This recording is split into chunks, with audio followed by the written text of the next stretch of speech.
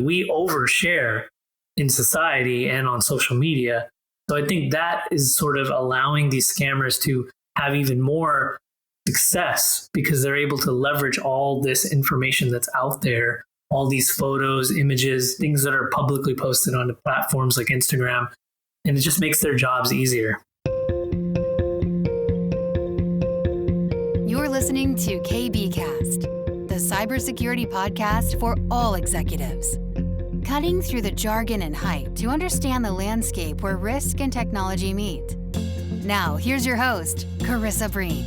Joining me today is Satnam Narang, Senior Staff Research Engineer from Tenable, and today we're discussing pig butchering, what it is and the impacts it has on people. So Satnam, thank you so much again for coming back on the show. You always have really interesting topics to bring to me, which I find really interesting. So I want to start with this. So the term pig butchering, now it sounds pretty savage. So what is it exactly?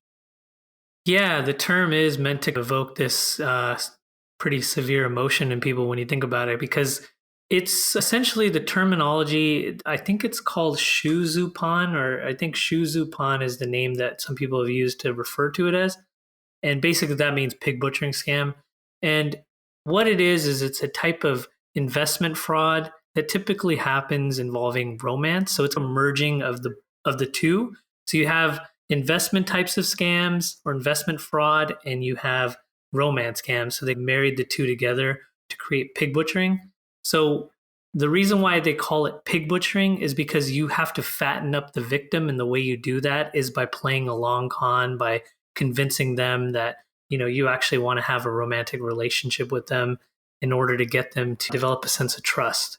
Wow. Okay. Term fattening them up. Now I understand where the name came from. Now, you and I spoke this year about a Tinder swindler. Now, he sort of had the same approach around playing the long game, right? Like as you and I spoke through, and people who have watched the documentary, if you haven't, you should check it out. But he sort of plays the whole long game, and, you know, a lot of these things and this whole big scam he was playing, it like wasn't sort of, you know, quick money. It was, you know, 12 plus months that he was playing. Is that the same sort of approach though for pig butchering? No, not necessarily, because, you know, in the case of the Tinder swindler, you just had one person operating the scam. The way the pig butchering works, there are multiple, you know, individuals involved in this. And I think there is some level or some degree of human trafficking involved as well. I don't have the specifics on that for you, but, you know, I know that this is mostly originating in like Southeast Asia. So you have like shops basically kind of like not too dissimilar to the stuff we see around, like, you know, I don't know if you're aware, but I think most of your listeners are too, but, you know, the little fake Microsoft emails or things like that saying, hey, you know, your license is expiring or your antivirus is expiring, please call this number. And then you end up in a call center. It's not too dissimilar from that, but the difference is that we don't really know if some of the people behind these are actually doing it willingly or if they're actually being forced to. Wow. Okay. That is really interesting. So, okay. Now, how does this come about? Is it that you're on a dating app? Now, I've heard people say, I mean, I'm not on dating apps, but if you were to be on one, I have heard people in the past saying, you know, like 80% of Tinder profiles are fake because it's maybe of this sort of pig butchering sort of nature where it's like straight away they try to convince you to like chat on WhatsApp. I remember a friend of mine saying, he's like, it definitely felt like it was a different person. Is that sort of how this pig butchering sort of thing works? Like straight away they get you on the app, and then straight away they're trying to move you towards WhatsApp. So they then try to move laterally towards you to make you, you know, fatten them up, sort of process starts, or how does it work? Yeah, so it varies, Carissa. So, I mean, yeah, I think romance apps, you know, dating apps are one place where you'll find a lot of these pig butchering scammers basically lying in wait, trying to find their next victim. And yeah, the goal is to get them to a different platform like a WhatsApp or even a Telegram too, because Telegram's a little bit sort of, you know, open season as well. Kind of like, you know, just it's not like a Signal or anything like that. It's an interesting place. I've found when I've been doing some of my research around pig butchering, I tend to go towards Telegram just because, you know, I'm less comfortable with providing my number to these scammers. And at least the Telegram, you know, you're using a username. So yeah, it is ultimately about getting you off the platform. Some do it quickly. Some will be like, hey, I'm too busy. I don't really check this app. Message me here. But then some will actually try to have a conversation with you on the app itself to sort of seed that, interest and say, hey, like, how's your day going? But really, it's taking you off platform. And I do believe, yes, indeed, that the people who are operating the profiles are different from the people that are actually conducting the long form conversations off platform. Absolutely. So how quick are we talking here to get you off platform? Like, oh, hey, Satnam, then straight away we should start talking on like WhatsApp or Telegram. Is that how quick we're talking, or? Within the first few messages sometimes, yeah. I mean, I've encountered some instances where it's within the first 2 or 3 messages that they'll be like, hey, even if you're trying to have a conversation with them, they'll just straight away recommend going to WhatsApp or Telegram just because it's easier, because their job is to sort of farm the victims out to these other platforms, right? So it's like the least amount of time you can spend trying to have a conversation, the more opportunities you'll have to carry on that long con with the individuals who are behind the WhatsApp and Telegram accounts. Totally understand. So, okay, a couple of things in there I want to unpack. So, do people go, okay, so hypothetically, I'm like, okay, Satnam, let's change to WhatsApp. Are you, as potential victim, going to be like, yeah, sure, I'm going to do it? Are people actually doing that? Well, they have to be, or else this wouldn't exist, this scam. Well, the one thing I do also want to point out is that in some instances, the way the pig butchering scam has also worked over the last couple of years is that you might get a random text message or message on WhatsApp directed to somebody saying, hey, is this Sean? Is this Gabe? Is this, someone else? And the goal is to just pretend to be like wrong number. And then they'll send a picture along with it. And usually it's of an attractive woman. And they're hoping that by doing that, they might pique your interest. And then once you say, hey, sorry, I'm not Sean or Gabe, I'm somebody else, you might continue that conversation. So that is one element of it where you're already off platform on a WhatsApp or SMS or even a Telegram. But then when it's on dating apps, yeah, the goal is to get you off the platform, because really the people who are responsible for the scams themselves, they do devote a lot of time. It's not a simple, like, 1 to 2 day thing. They'll it's very fascinating. They'll really try to get you fattened up, so to speak, and believing that you're actually developing a relationship with this person, and they'll pretend to be interested in you. They'll actually remember things about you and like what you're doing, like where you work, and they'll ask you whether or not you've eaten. It's very, very distinct and direct. And the hope is that by developing that sense of trust with the victim, they'll be more likely to actually fall into their trap. So what are some of the tactics that these criminals employ? So talk me through some of the examples, perhaps. So, for example, I've gone on the criminals there. What are types of things that they're saying to encourage me to stop using the platform and to switch to Telegram or WhatsApp, for example?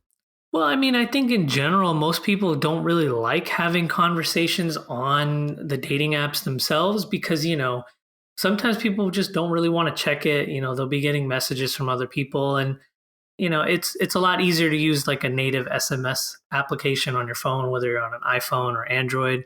Also, if you're a WhatsApp user, which a lot of people are, it's just naturally a place where people already are carrying on conversations.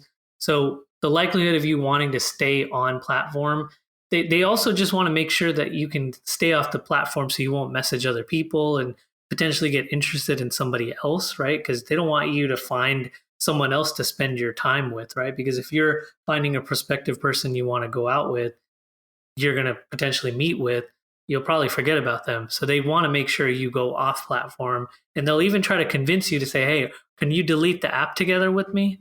So they're really, really laying it on thick. Gosh, so hoping you don't find your love of your life on there and you forget about them, the criminal. So so you've obviously created a pseudonym profile and you've done sort of you've come across some of these criminals. Is that correct? I have, yes. So you know really how it plays out.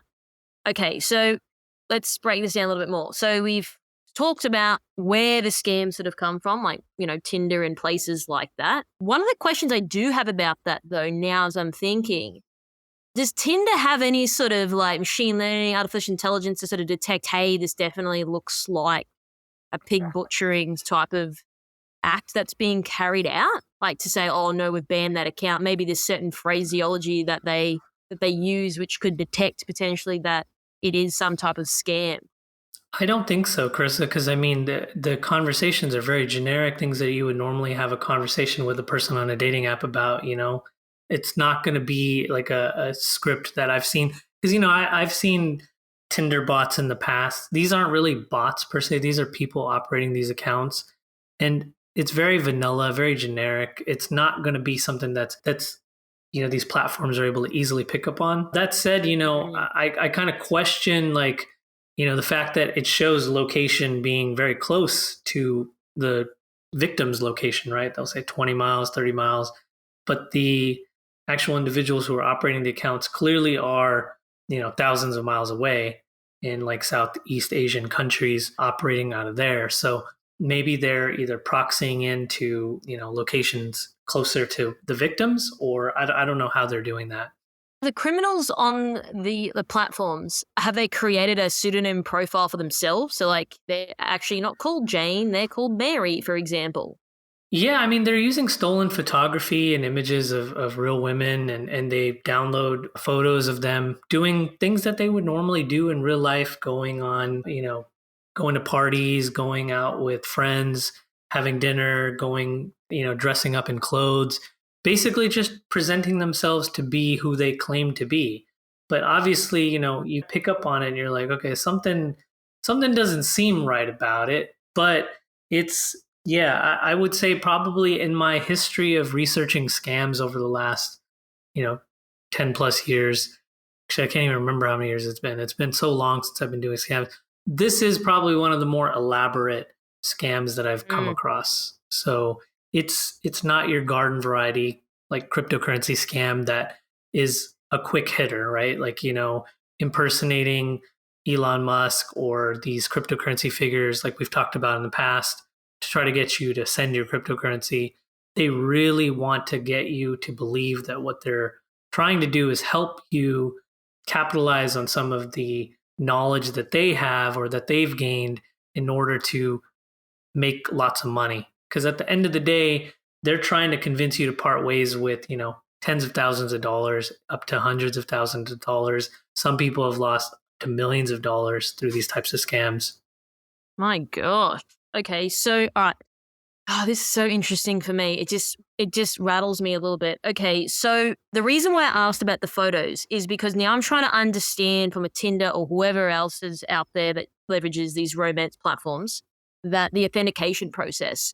So basically, they don't really have anything in place. So you just could be like, hey, my name's Jane. Here's a photo I stole off the internet. And there we go. Like, I've got a profile now. So I don't have to authenticate by showing my driver's license. I'm Carissa Breen, like anything like that, right? So then it goes back to the ethics then of Tinder and Friends, yeah?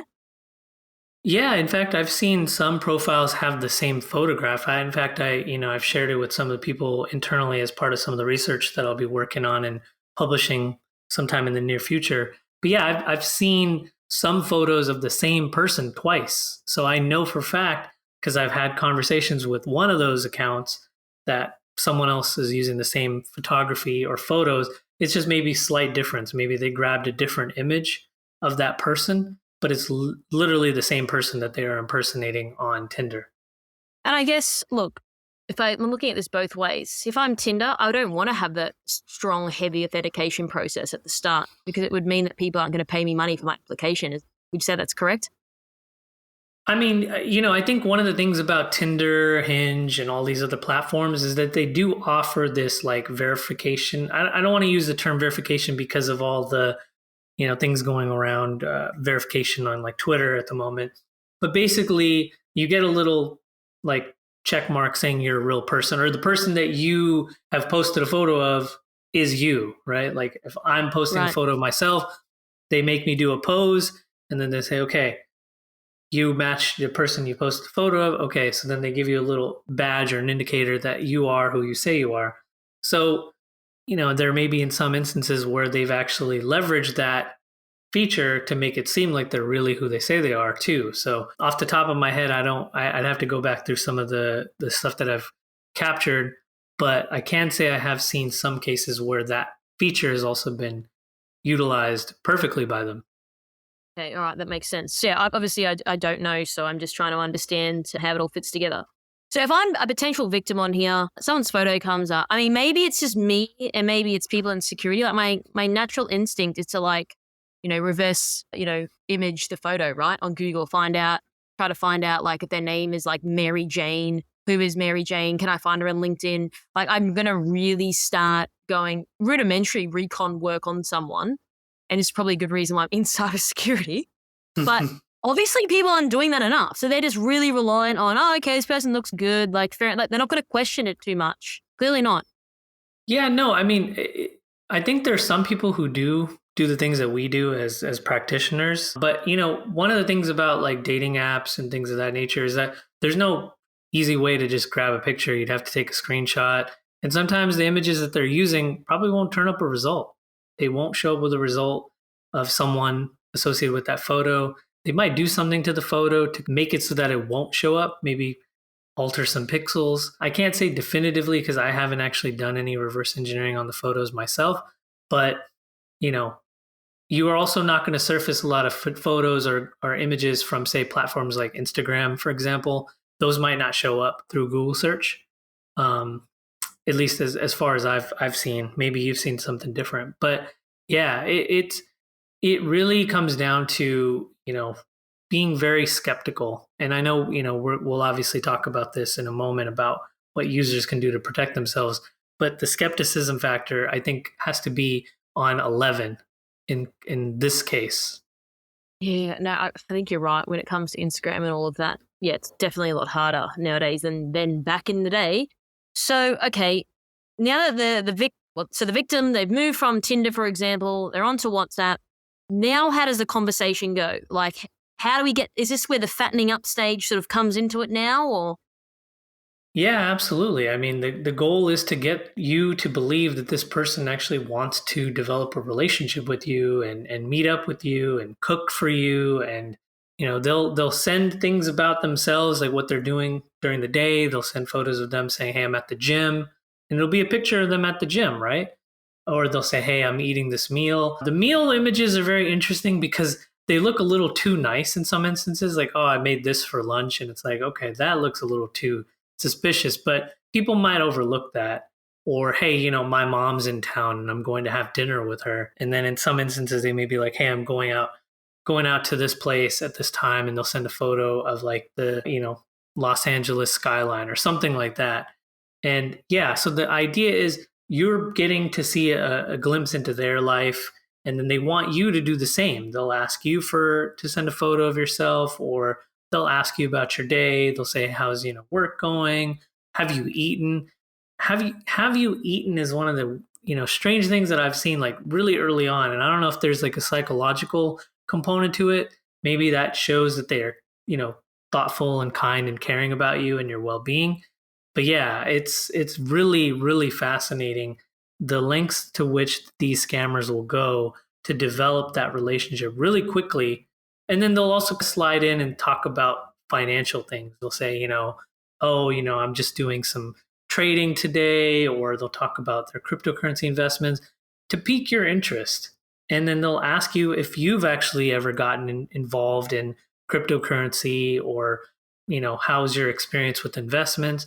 They'll also tell you that traditional investments are not very good and that cryptocurrency is the way to go because, as you know, and as we've discussed in the past, the traceability factor and the ability to recover your funds is next to impossible when it comes to cryptocurrency. So they're able to get away with a ton more fraud than they would under traditional finance. Okay, so talking about the meal thing, that's really interesting. So what's coming to my mind as you're speaking is like one of those like fake images that's clearly been done from like, I don't know, a photographer. So it looks just too good to be true. How did you not pick up on that though? Like, yeah, this is a scam. It's fake. You didn't cook that. I mean, the ones that I've seen, they look, pretty fake. But then there's some that actually look like, hey, not bad. And, again, if you think about it, a lot of times when people use Instagram, they post photos of their lives, right? Places they go, meals that they've eaten, things like that, meals that they make. So there's a lot of corpus of data and images that they can use and leverage. So even if it's a completely unrelated photograph of someone's meal, not linked to this girl that they're portraying themselves as, they can still use it and present it as their own. And it's just this level of detail wasn't really available in mass as it is now 20 years ago, right? Things have changed dramatically. We overshare in society and on social media. So I think that is sort of allowing these scammers to have even more, success because they're able to leverage all this information that's out there, all these photos, images, things that are publicly posted onto platforms like Instagram, and it just makes their jobs easier.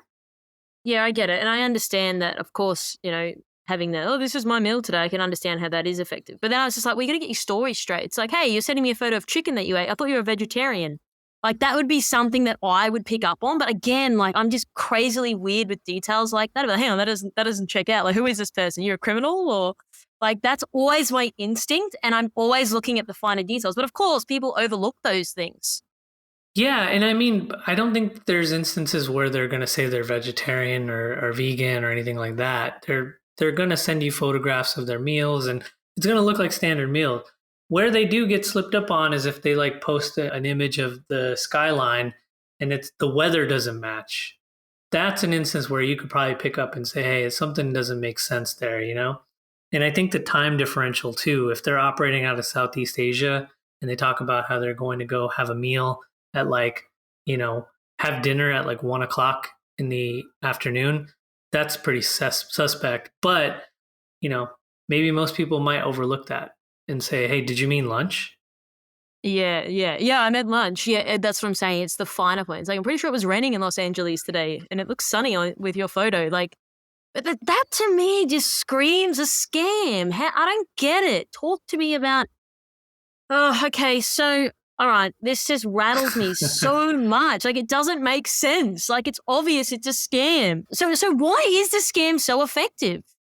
Because it's the trust, Carissa. I mean, at the end of the day, you're sharing your day with them. You're talking about your problems, and they'll actually sympathize with you about your problems. They'll show interest.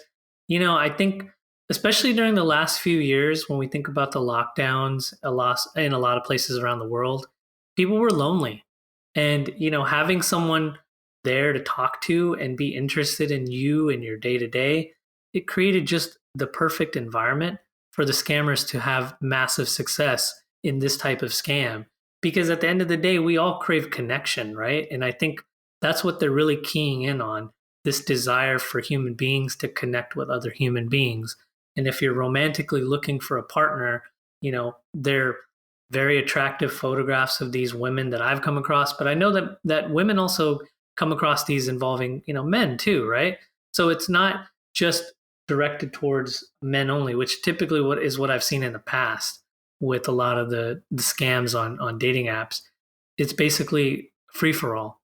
And so, yeah, it's really just about preying on people's desires and wants for a connection and using that to take advantage of them. So obviously they're messaging, and I understand that there's a level of some companionship, but is there any like calls, any video calls, or is it just purely all message? And people are getting into this level of detail. That just perplexes me. So they do send voice notes. I have noticed that in some of my research. They do send voice notes. There was an instance where I did get a video call, but I didn't answer because I was very suspect about that. I was like, that seems sketchy. So I purposefully did not answer the video call.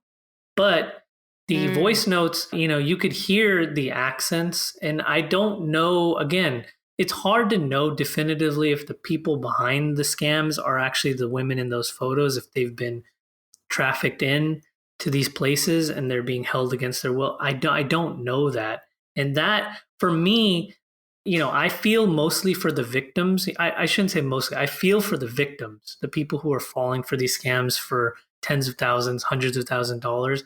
But what I feel most for is that there are real people behind these messages who could be held against their will, being threatened.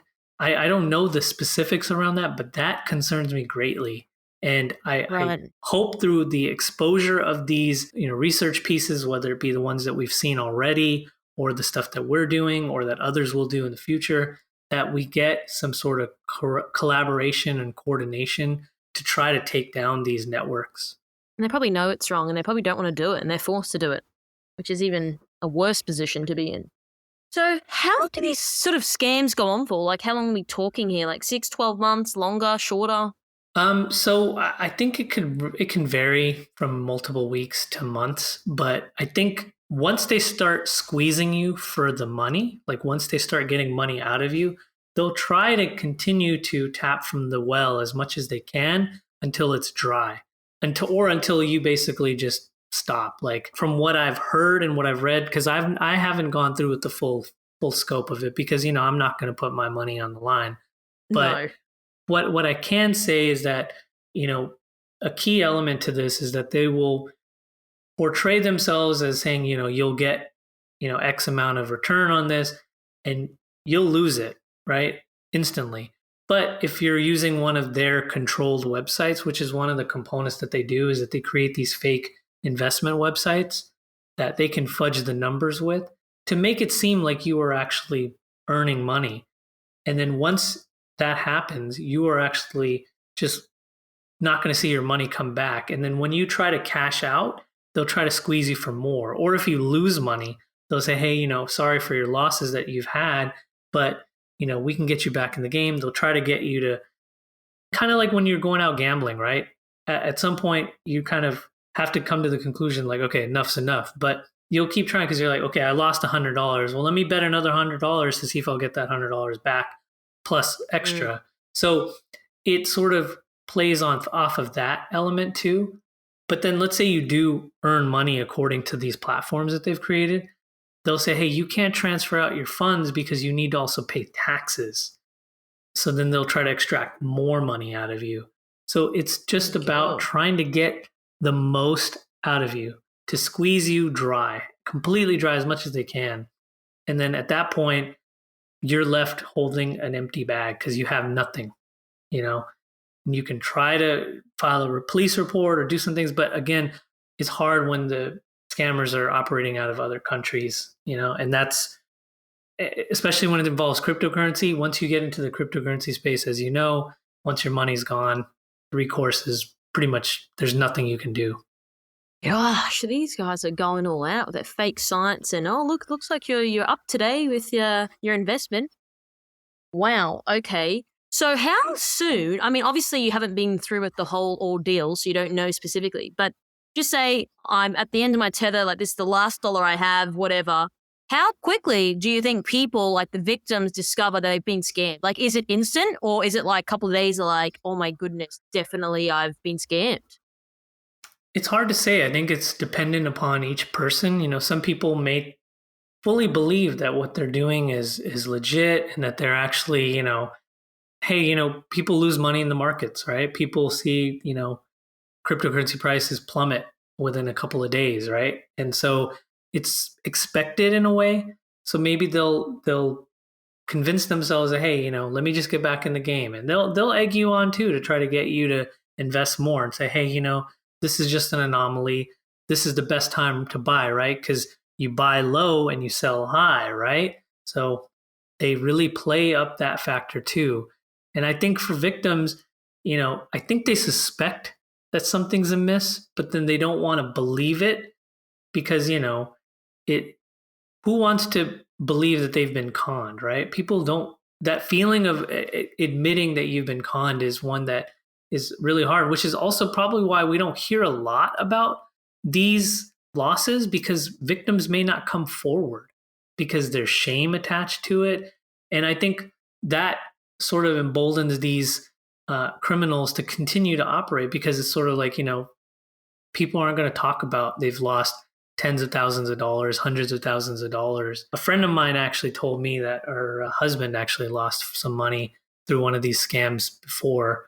And, that's not something that people are going to walk around proudly and admit, right? So we don't know the true losses from these scams, which I think makes it even worse, because this could be probably one of the most lucrative areas of scams out there. Yeah, no, of course, people aren't going to be so upfront with that. There was something I posted on LinkedIn about a month or so ago, and it was around, I don't know if you have it in the US, Satnam. It's, hey, mom, I dropped my phone. Can you transfer me some money? I put that on there, and so many people were like, oh my goodness, I nearly fell for this. And then I put it on my personal Instagram. I had quite a significant amount of people say, I fell for it, or my mum fell for it. I know someone who almost fell for it. Like, it was crazy. And I was just like, what? Like, when you call someone first, like, I don't know. I think like these things do exist, right? And it's so easy to fall victim. But until I started talking about it, people were coming forward and say, "Oh my goodness, thank gosh, like you've actually said something. I got this message today." So of course, having the awareness, like doing things like your research and this podcast and everything else to sort of tell people what these scams are, what they look like, and then how to protect themselves. So then on that front, what are some of the things that people can sort of do to protect themselves? Yeah, I mentioned it earlier on, like that skepticism needs to really be in place when it comes to online dating. Generally, right? When you're generally meeting and connecting with someone through these online dating platforms, you should be a little bit skeptical and sort of, have your guard up. But once you start getting asked about like, your investments and things like that, and they try to talk about getting you into investments and showing you like screenshots of their successful investments, as soon as you get a screenshot showing you, hey, this is what I'm working on, this is how much money I made, that's a big red flag. That should be like sirens around the block, right? You should be like, wait a minute, something's not right. But let's say you even discard that and you say, okay, whatever. Once they try to tell you, hey, I can help you make X amount of dollars, I can help you become financially free. All you have to do is go onto this website and sign up.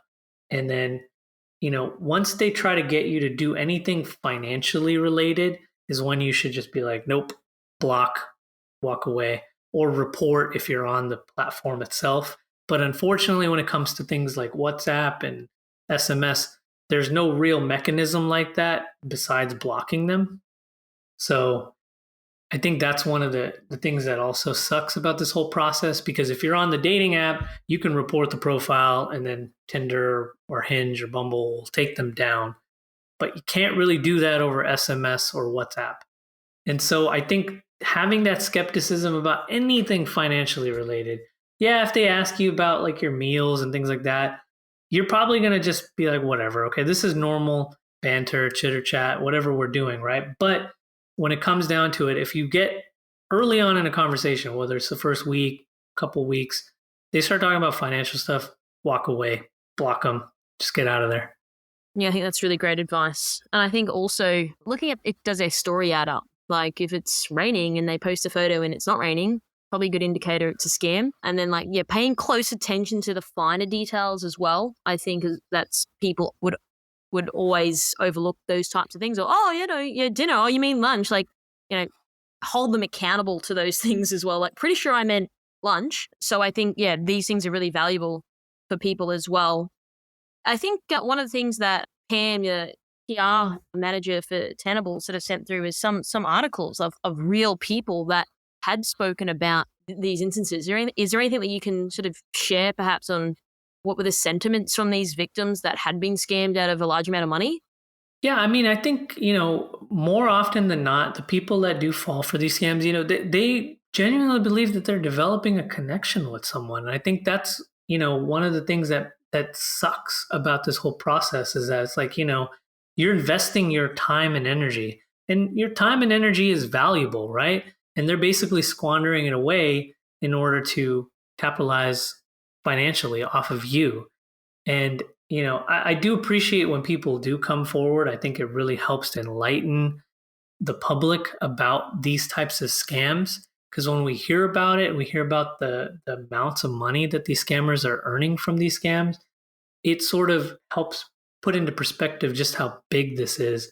But I think, we've seen reports about it, we hear about it, but I don't feel like there's enough being done. And this is a global issue, right? It doesn't just affect the United States, it affects everyone everywhere that's using a dating app or even a messaging app like WhatsApp. And WhatsApp is absolutely huge, right?